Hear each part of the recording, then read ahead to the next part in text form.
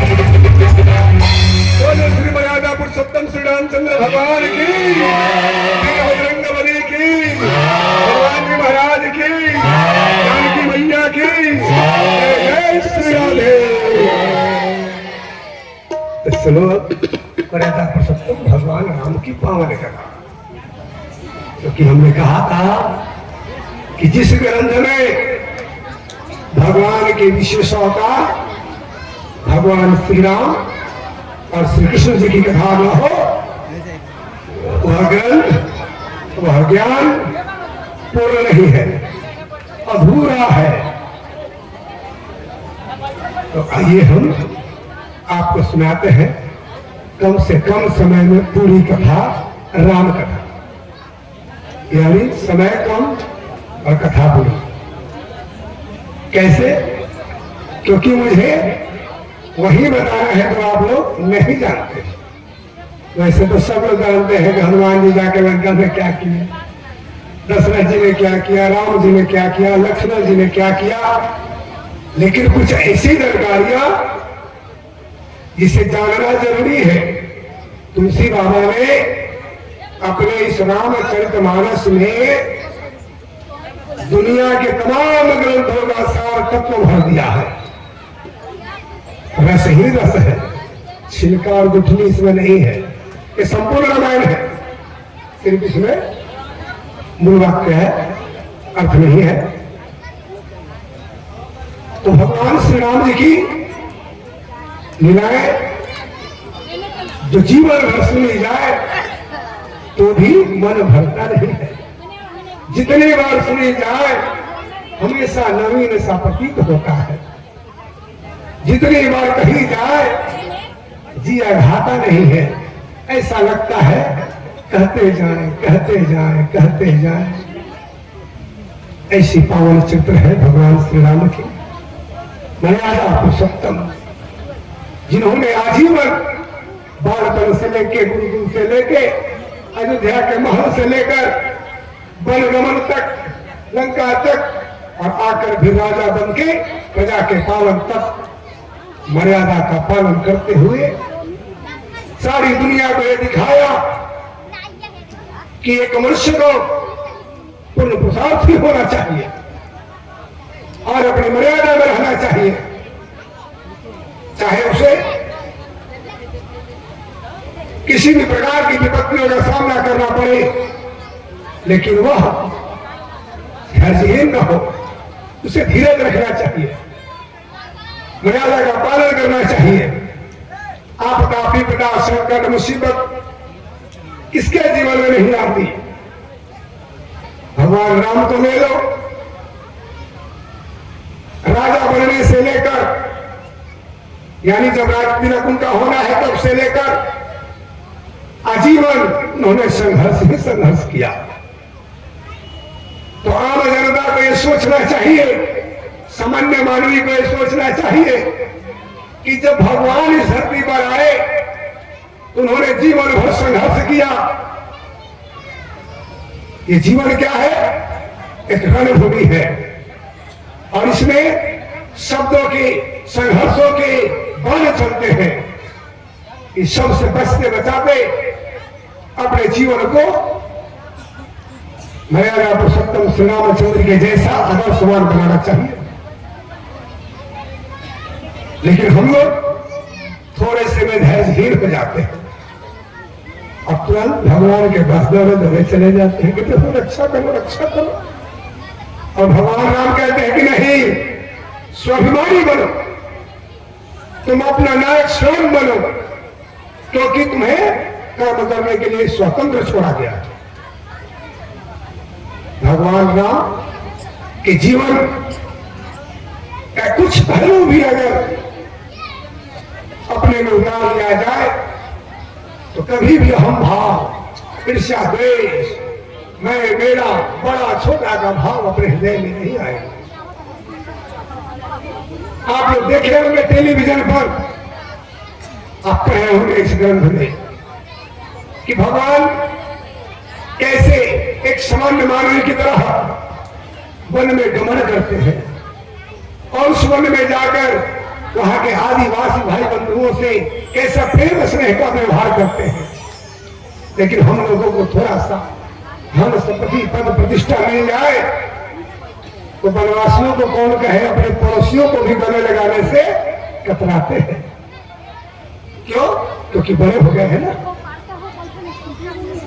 लेकिन ये धरती माता क्या कह रही है? माटी कहे तुम्हार से, माटी कहे तुम्हार से, तू क्यों रोने मोए, एक दिन ऐसा आएगा मैं रो लूंगी तो। जिस शरीर से तो ऐसा अभिमान करता है कि पृथ्वी मेरी है, ये राज्य मेरा है, ये देश मेरा है, ये धन संपत्ति मेरा है, तो पृथ्वी माता कहती है भागवत महापुराण की कथा में भगवान श्री कृष्ण से कि हे प्रभु, मुझ पर विचरण करने वाले ज्ञानी देश प्रांत सबको जीतकर घमंड में फूले नहीं समाते और कहते हैं कि मैंने इतनी पृथ्वी जीत लिया, इतनी पृथ्वी का स्वामी बन गया। वो इस समय भूल जाते हैं कि अपने आप को पृथ्वी का स्वामी कहने वाले 3 हाथ की भूमि इसी पृथ्वी तुझे देने वाली है, और 3 हाथ की भूमि में खो जाएगा, तेरा अस्तित्व खो जाएगा तो कुछ नहीं रह जाएगा, बस खाक हो जाएगा, खाक हो जाएगा। जला दिया जाएगा तो राख का ढेर हो जाएगा, मिट्टी में गाड़ दिया जाएगा तो खाक हो जाएगा, और फेंक दिया जाएगा तो बिस्टा हो जाएगा। जानवर नोच नोच के तुझे खा जाएंगे, कीड़े पड़ जाएंगे, और इसी शरीर से अभिमान करता है कि हम मेरा है, कि हम मैं हूं, मैं बहुत बड़ा नेता हूं, मैं बहुत बड़ा अफसर हूं, मैं बहुत बड़ा महात्मा हूं, मैं बहुत बड़ा डॉक्टर हूं, मैं बहुत बड़ा धनी सेठ हूं, नाना प्रकार के अहंकार है क्या? तो कुछ नहीं।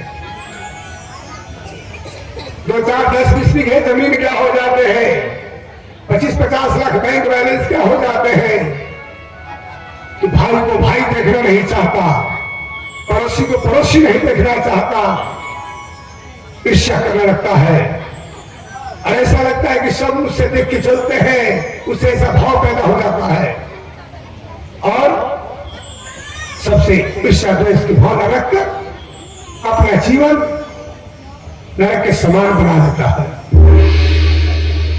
ये जीवन मिला भगवान का भजन करने के लिए, सत्संग करने के लिए, ये रूप जवानी जो कुछ मिला कुछ अच्छे कार्य करने के लिए, लेकिन फिर भी अभिमानी जीव नहीं समझता कि अरे जिस पृथ्वी को, जिस धन को, जिस वैभव को हम अपना मान रहे हैं, वास्तव में हम इसे लाए नहीं थे। जो कुछ पाया यहीं से पाया, जब छोड़ जाएगा तो यही छोड़ जाएगा, तेरे साथ कुछ भी नहीं जाएगा, क्योंकि कफन में जीव नहीं होता। लेकिन एक महिला 2 दिन पहले हम लोगों से जिद कर बैठी, अरे पापा कैसे करते हैं, कफन में जीव नहीं। तो मुखिया जी हमारे कहे रमेश राय जी के अच्छा सिखा दिया जाएगा। परसों रात की घटना है, रमेश के मुखिया जी कहे कि अच्छा चुप रहे, सिवा के लेके जेब लेके जाए मेरे से। ऐसे भी अभागे लोग हैं इस धरती पर जिन्हें यह बीमारी है, क्या बात करते हैं, यही रह जाएगा। ऐसी भूल है उनके अंदर कि नहीं मैं तो लेके जाऊंगा। एक राजा अपने राज्य में प्रजा से बहुत कर लेता था, इतना कर पर कर, टैक्स पर टैक्स लगाया करता था कि प्रजा चिल्ला उठती थी, कला करती थी कि हे राजा हम प्रजा पर दया करो, दया की भिक्षा दो, हमारे कमाई का सब कुछ आप कर के स्वरूप में ले लोगे तो हम अपने बल बच्चों का पोषण कैसे करेंगे, अपने परिवार का भरण पोषण कैसे करेंगे, इसलिए कर टैक्स को कम कर दो। लेकिन वो नहीं मानता। सब लोग मिलकर उस राज्य के गुरु जी से कहे कि हे गुरु जी, राजा आपकी बात मानेगा, आप ही कुछ उपाय कीजिए। गुरु जी कहे कि हे प्रजाजनों, इस समय दुर्भाग्य से हम लोगों को मूर्ख राजा की प्राप्ति हो गई है।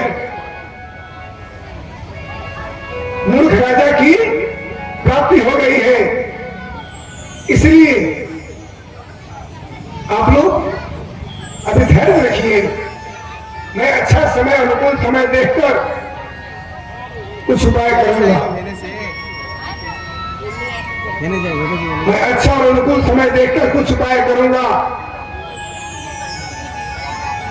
तब मंत्रीगण, सभासद, प्रजाजन गुरु जी की बात सुनकर शांत हो गए और उस समय की प्रतीक्षा करने लगे कि इस देश का अच्छा समय कब आएगा। तब एक दिन की बात है, राजा कहे कि मित्र बीमार था कुछ दिनों से, उसकी मृत्यु हो गई, उसकी मृत्यु हो गई। तब राजा बहुत दुख किया, लेकिन उससे होता क्या, थोड़ी देर क्षण भर के लिए उसका दुख था। गुरु जी ने देखा कि इसको तो कोई सुख दुख से लेना देना नहीं, कोई अपना भी मर जाता है तो ज्यादा शोक दुख नहीं करता, दुख नहीं मनाता। तब तक एक दिन उन गुरु जी के ही पिताजी चल बसे, उन गुरु जी के पिताजी चल बसे। राजपुरोहित को बड़ी दुख हुआ, शोक हुआ। राजा ने भी शोक व्यक्त किया और फिर अपने राजकाज में लग गया। तब तक एक दिन राजा बीमार पड़ा, जोर से बीमार पड़ा। गुरु जी का बुलावा, गुरु जी को बुलवाया गया कि गुरु जी आप कुछ उपाय बताइए, हम कौन से वैद्य से चिकित्सा कराएं, कौन सा इलाज कराएं जिससे हमारी बीमारी ठीक हो जाए। तब गुरु जी ने कहा कि भाई दुनिया में सबकी दवा है, लेकिन मृत्यु को टालने की कोई दवा नहीं है। मृत्यु को टालने की कोई दवा नहीं है। राजा ने कहा क्या बात, मैं राजा हूं, मैं देश का स्वामी हूं, मालिक हूं, क्या मैं मृत्यु को नहीं टाल सकता? गुरु जी ने कहा कि हे राजन, ये मूर्खों से व्याख्यान क्यों दे रहे हो? क्या मृत्यु को टालने की कोई औषधि होती है? नहीं। तो राजा कहता है कि क्या मैं मर जाऊंगा? बोले कि हाँ मर जाएंगे आप। तो बोले कि ऐसा करो, जब मैं मर जाऊंगा तो मेरे मंत्री, सिपाही, घोड़े, हाथी, राजपाट, ये सब मेरे साथ। तो प्रदीप ने कहा क्या मेरे साथ लेके जाना चाहते हो? बोला कि क्या सब छूट जाएगा? बोला कि हाँ राजन, सब छूट जाएगा। लेकिन राजा कहता है ऐसे कैसे होगा? मैंने कितना युद्ध जीता, कितनी बार लड़ाइयां की, कितने राजाओं को पराजित किया, तब जाकर इतनी बड़ी भूखंड का मैं स्वामी बना, क्या मुझे छोड़ना पड़ेगा? फिर गुरु जी समझाते कि हाँ राजन, ये सब छोड़ना पड़ेगा। अब वो गुरु जी पर क्रोधित होने लगा, क्योंकि मूर्ख था, उसे लगता है कि मैं लेके जाऊंगा। फिर एक दिन और तबियत बिगड़ते गई, अब ज्यादा बीमार पड़ गया। फिर गुरु जी को बुलाया, तो गुरु जी उस समय जब गए तो एक सुई लेके गए, राजा के पास जब गए तो राजा कहता है कि मेरी तबीयत बहुत खराब हो गई है, अब मेरा क्या होगा गुरु जी? बोले कि वही होगा जो सबका होता है। अब अंत समय आ गया और मैं आपसे एक विनती करता हूं, मेरे पिताजी आप जानते हैं कुछ वर्षों पहले स्वर्ग को प्राप्त हो गए थे, लेकिन वहां से मेरे पिताजी ने एक संदेश भिजवाया है कि उनका कुर्ता फट गया है, उनका कुर्ता जो है फट गया है, उन्होंने सुई मंगाया है। सो हे राजन, मैं एक सुई देता हूं, आप इसे लेते जाना, आप इसे लेते जाना। राजा ने कहा ठीक है रख दीजिए, मैं ले लूंगा। राजा उसके सिराने रख दिए सुई को। फिर अन्य मंत्रीगण, सभासद, ब्राह्मण लोगों को बुलाया और कहा कि सुनो, गुरु जी ने कहा है कि अब मुझे जाना होगा, और लोग अतः मेरे जाने की तैयारी कर दो और मेरे साथ चलने के लिए मंत्री सिपाही हाथी घोड़े सब व्यवस्था कर दो। लोगों ने सोचा कि मूर्ख नहीं, महामूर्ख है, तो कहता है कि मैं परलोक जाऊंगा, मेरे जाने की तैयारी कर दो। फिर कहता है कि सुनो, मरने के समय कफन जो रह जाता है ना, उसमें अच्छा सा एक बटुआ बनवा देना, एक अच्छा सा पॉकेट बनवा देना, क्योंकि गुरुजी ने एक सुई दिया है। उनके गुरुजी, उनके पिताजी जब मर के स्वर्ग गए, उनका कुर्ता फट गया है, तो गुरुजी ने सुई दिया है कि भाई लेते जाना, ताकि वहां जाके हमारे पिताजी को दे देना, वो अपना कुर्ता सिल लेंगे। फिर घर वालों ने कहा, सभासदों ने कहा कि बाप रे बाप, इतना बड़ा मूर्ख से कैसे पाला पड़ा हम लोगों का, कब इससे पीछा छूटेगा। तो सबने एक स्वर से कहा कि हे राजन, कफन में जेब नहीं होता, कफन में जेब नहीं होता, कुछ नहीं जाएगा। है अकेले आने वाले, तू अकेला जाएगा, मुट्ठी बांध के आने वाले हाथ पसारे जाएगा। राजा कहते क्या कफन में जेब नहीं होता? सबने कहा कि हाँ महाराज, कफन में जेब नहीं होता। अब आपके साथ जो जाएगा उसे सुनो, अब आपके साथ जो जाने वाला है वो है आपका किया हुआ पाप और किया हुआ पुण्य। कहता है क्या पाप और पुण्य साथ जाएगा? कहा। फिर गुरु जी को बुलावा, गुरु जी आए, वो कहते हैं गुरु जी बताइए कि मैंने कितना पाप किया, कितना पुण्य किया, क्योंकि जो कुछ करता हूं आपसे पूछ के करता हूं। तो गुरु जी कहते हैं कि हे राजन, सही सही अगर देखा जाए तो आपके जीवन में पुण्यों की बहुत कमी है, क्योंकि आपने जीवन भर पाप किया है। प्रजा के ऊपर कर पर कर लगा के प्रजा को बहुत पीड़ित किया है। आपके राज्य में किसी प्रजा को सुख की प्राप्ति नहीं हुई, सब भूख से, गरीबी से, दरिद्रता से मर रहे हैं। अतः आप जो है परलोक जाके सिर्फ अपना ही पाप नहीं ले जाओगे, जितने राज्य के करोड़ों प्रजा का जो पाप है वो आप पर चढ़ गया है, क्योंकि जितने लोग आपको बददुआ दिए हैं, गालियां दिए हैं, अपमानित किए हैं, उन्हें भूख से आपने पीड़ित किया है, उन्हें गरीबी में धकेल दिया है अपना राजकोष बड़ा करने के लिए। वो सब जो बददुआ दिए हैं आपको, वो सारा पाप आप लाद कर परलोक ले जाओगे और वह सुख स्वरूप में जाएगा।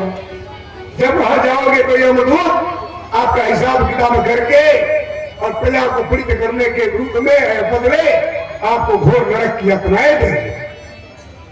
और रही बात गुरु जी के सुई ले जाने की, तो हे राजन, उन्होंने आपको शिक्षा देनी चाहिए, लेकिन उस समय भी आप नहीं समझे कि कफन में जेब नहीं होता है। अगर कफन में जेब सिलवा भी दिया जाए तो कफन तो चिता पर जल के भस्म हो जाएगा। फिर आप कहे जीवात्मा आपकी शरीर द्वारा किए हुए पाप और पुण्यों की गठरी लेके परलोक जाएगा। उस दिन राजा को बहुत अफसोस हुआ, दुख हुआ और रोने लगा। और रोते रोते तो कहता है कि हाँ, मैं लुट गया, बर्बाद हो गया, मैंने पूरे जीवन भर प्रजा का खून चूसा, धन लूटा, सबको पीड़ित किया, दुखी किया, और मेरे साथ आज एक सुई भी नहीं जा रही है, कुछ भी नहीं जा रहा है, कुछ भी नहीं जाएगा। मैं खाली हाथ आया, खाली हाथ ही जा रहा हूं। अतः मैं आज से प्रजाजनों का सारा कर्जा माफ करता हूं और राज्य में सबको स्वतंत्र जीवन जीने की आज्ञा देता हूं। अब उस समय गुरु जी से कहता है, हे गुरु जी, अब अंत समय में बताइए कि मैं क्या करूं। तब वो कहते हैं कि अंत समय में क्या आपको ये समझ में आ गया कि आपने पाप किया है? कहता है कि हाँ, मुझे समझ में आ गया कि मैं पाप किया हूं, धर्म किया हूं, क्योंकि मेरे साथ आज कुछ नहीं जाएगा। जो मैंने धन लूटा प्रजा का, ये तो सब मेरे परिवारजनों के काम आएगा। गुरु जी ने कहा कि देखो, तुमने जिस परिवार के लिए लूटा, अपने लिए लूटा प्रजा का धन, इसमें से कोई काम न आएगा, क्योंकि परिवार वाले भी श्मशान घाट तक ही काम आएंगे, उसके बाद कुछ नहीं। 13 दिन के बाद पत्नी भी आपको भूल जाएगी, परिवारजन भी भूल जाएंगे, और फिर जो आने वाले नए सदस्य आपके घर में उसका स्वागत करेंगे, और जो नए नए सदस्य बनेंगे उनके साथ अपने जीवन की यात्रा प्रारंभ कर देंगे। इसलिए ये याद रखना कि कोई किसी के लिए नहीं रोता, कोई किसी के लिए दुख व्यक्त नहीं करता।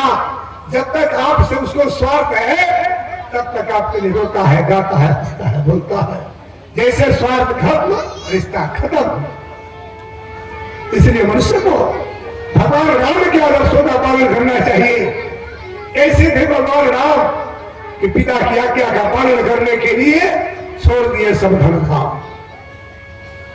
पिता की आज्ञा का पालन करने के लिए जो पुत्र, जो पुत्रियां माता पिता गुरु की आज्ञा का पालन नहीं करते, उनका जीवन व्यर्थ है। जो अपने कर्मों से माता पिता को रुलाते हैं, गलत कर्मों से आंखों में आंसू भर देते हैं, ऐसे बेटी बहू बेटा पुत्र पोती कोई भी हो, जो अपने घर के बुजुर्गों को रुलाते हैं, तरपाते हैं, सेवा नहीं करते, आदर नहीं करते, मीठी वाणी नहीं बोलते, उनको समय से भोजन नहीं देते, ऐसे लोग बार बार नरक की योनियों को, नरक में जाकर नरक की योनियों में जन्म देने का भोगते हैं। तो उसने माता पिता गुरु अतिथि का सत्कार नहीं किया।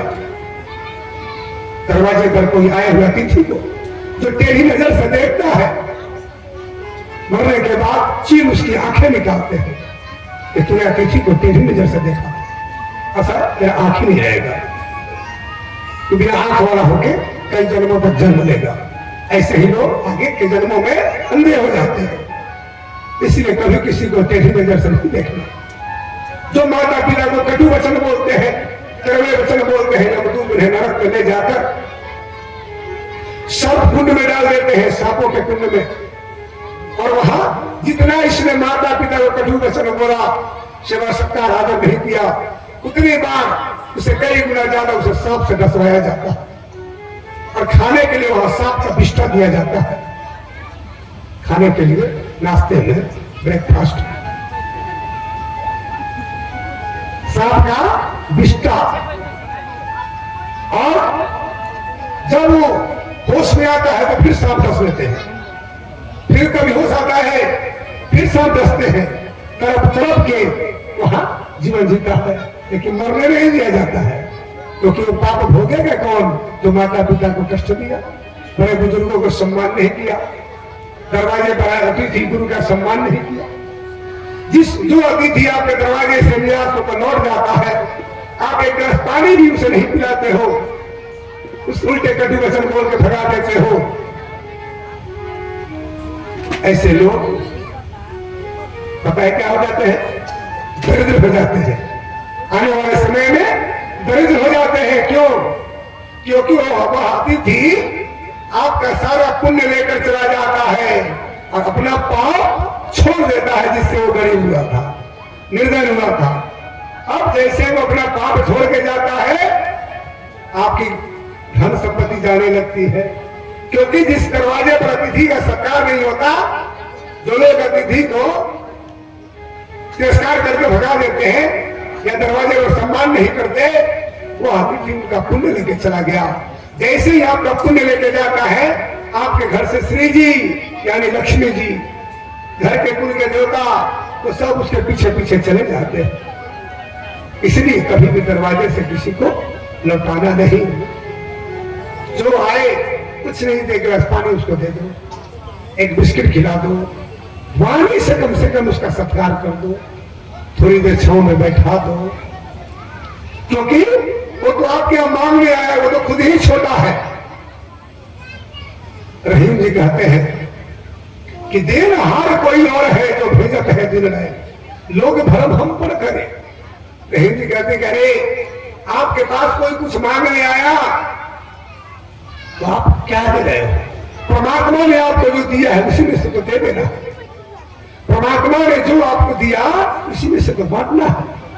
लेकिन हम लोग समझते हैं कि मेरा है, ये मेरा है, ये मैंने कमाया। अरे क्या खाक कमाया? तुम्हारे जैसे तुमसे भी बड़े बड़े विद्वान रोड पे घूम रहे हैं, उसका पुण्य नहीं है तो भिखारी की तरह घूम रहा है, और पूर्व का पुण्य है तो खूब धन संपदा का भोग कर रहा है, खूब धन संपदा भोग रहा है। और गोस्वामी बाबा क्या कहते हैं, तुलसीदास बाबा,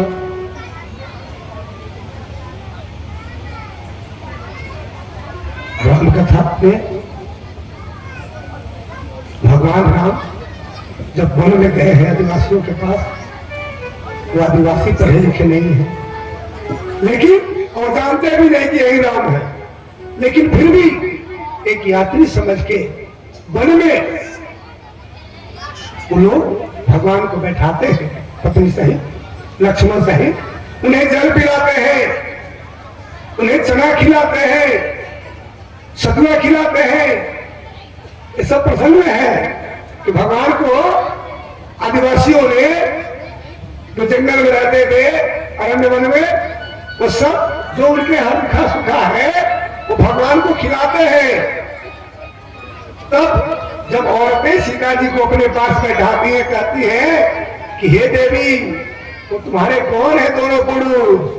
तब सीता मैया जब कहती है कि जो धनुष धारण किए हैं और ऊपर पत्थर पर बैठे हैं वो मेरे स्वामी अयोध्या के राम हैं, और नीचे जो बैठे उनका चरण दबा रहे हैं वो छोटे भैया लक्ष्मण है। तब औरतें कहते कि इसका मतलब आप सीता मैया हो? हाँ। अब तो सबके होश उड़ गए कि रे बाप रे, जो महलों की रानी, जो महलों के राजा हमारे दिया हुआ भूजा सतुआ खा रहे हैं, इस वन में विहार कर रहे हैं, उनको विश्वास ही नहीं होता। तो भगवान के नाम के जैसा अपना जीवन बनाने का प्रयास करना चाहिए, सादा जीवन, सुरक्षित जीवन। आइए सुनिए अब शुरू से थोड़ा राम कथा। बोलिए श्री वृंदावन बिहार लाल की, मर्यादा पुरुषोत्तम श्री रामचंद्र भगवान की।